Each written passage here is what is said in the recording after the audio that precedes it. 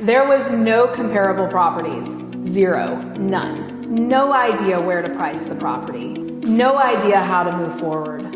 We got 15 showings in one day, multiple offers, and a happy seller.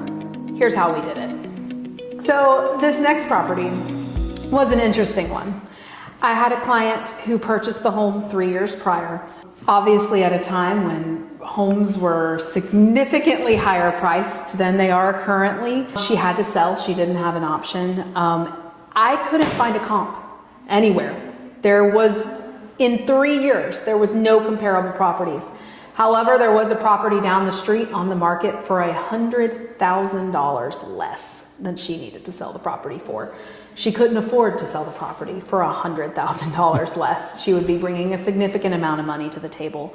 So it took a tremendous amount of strategy to figure out how we were going to position this property.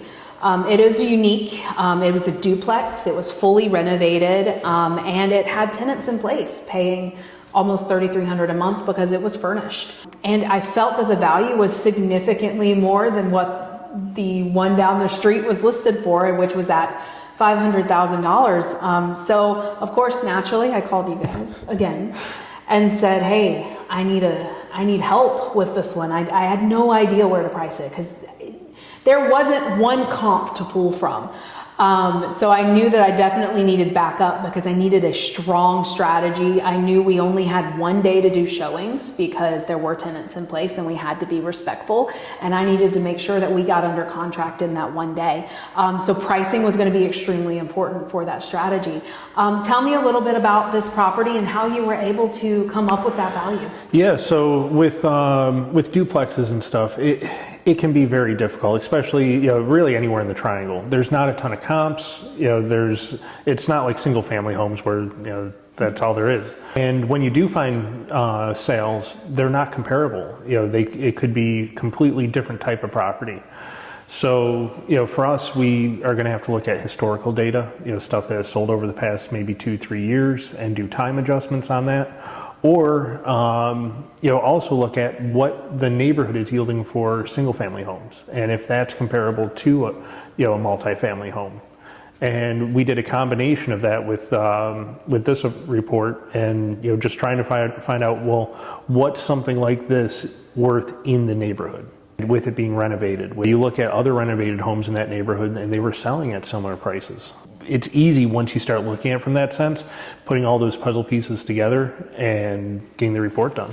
Well, I will say that having an appraisal was extremely important part of the strategic process, because with this particular property, I only had one day to do showings. Yep. I marketed like crazy the week prior to the showings, and we got over 15 showings in one day. With that, there ended up being multiple offers, and every last one of them said, how did you come up with your price? Because they were seeing the same thing I was. There's nothing to come up with this price. But what they were also seeing is the home down the street that was $100,000 less. And they're trying to justify, well, how is this house worth more than $100,000 from the one down the street, even if it wasn't renovated? Is it worth it? And so when I was able to, every single person that asked me that question, I was able to produce the appraisal and say, hey, we priced it according to what the market says it's worth. Yep. And I didn't have any questions on that. And we ended up going under contract above asking, and it ended up selling above asking. The seller didn't have to bring anything to close, which was the goal. So that strategy was very successful, and being able to have a partner like Triangle Appraisal Group to be able to price those properties that just don't make sense to anyone else.